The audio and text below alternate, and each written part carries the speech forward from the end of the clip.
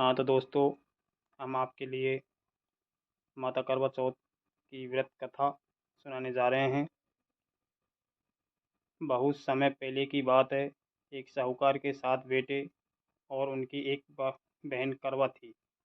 सभी सातों भाई अपनी बहन से बहुत प्यार करते थे, यहाँ तक कि वे पहले उसे खाना खिलाते और बाद में स्वयं खाते थे।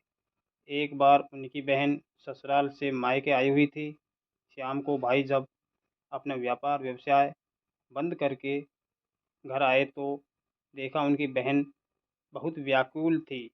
सभी भाई खाना खाने बैठे और अपनी बहन से भी खाने का आग्रह करने लगे, लेकिन बहन ने बताया कि उसका आज करवा चौथ का निर्जल व्रत है और वह खाना सिर्फ चंद्रमा को देखकर उसे अर्घ देकर ही खा सकती है, क्योंकि चंद्रमा अभी तक नहीं निकला है।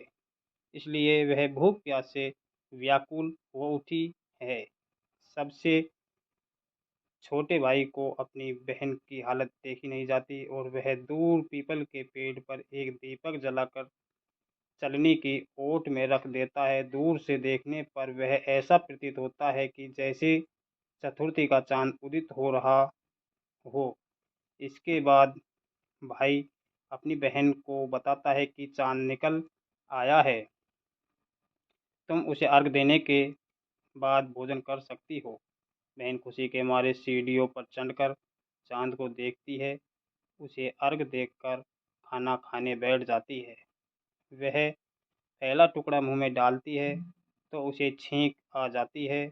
दूसरा टुकड़ा डालती है तो उसमें बाल निकल आता है और जैसे ही तीसरा टुकड़ा मुंह में डालने की कोशिश करती है तो उसके पति की मृत्यु का समाचार उसे मिलता है। वह बौखला जाती है।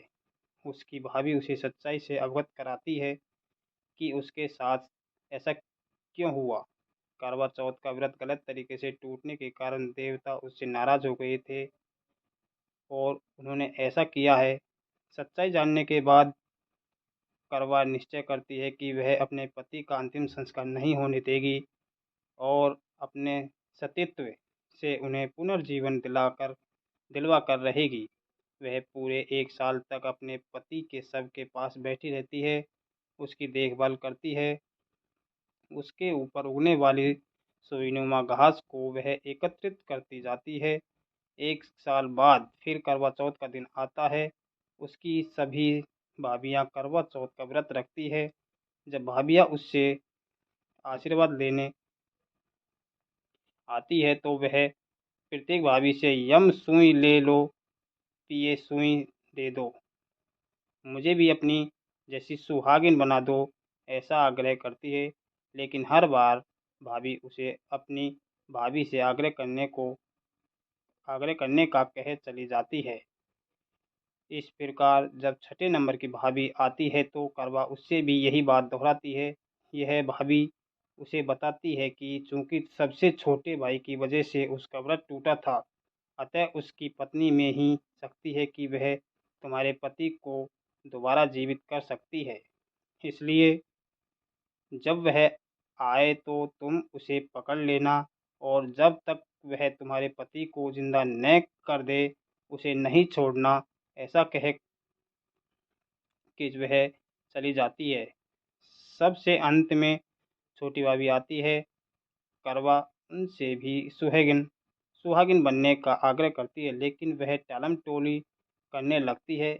इसे देख करवा उन्हें ज़ोर से पकड़ लेती है और अपने सुहाग को जिंदा करने के लिए कहती है। भाभी उससे छुड़ाने के लिए नोचती है, खसोटती है, लेकिन करवा नहीं छोड़ती है। अंत में उसकी तपस्या को देख भाभी पसीज जाती है और अपनी छोटी अंगुली को चीर कर उसमें से अमृत उसके पति के मुंह में डाल देती है।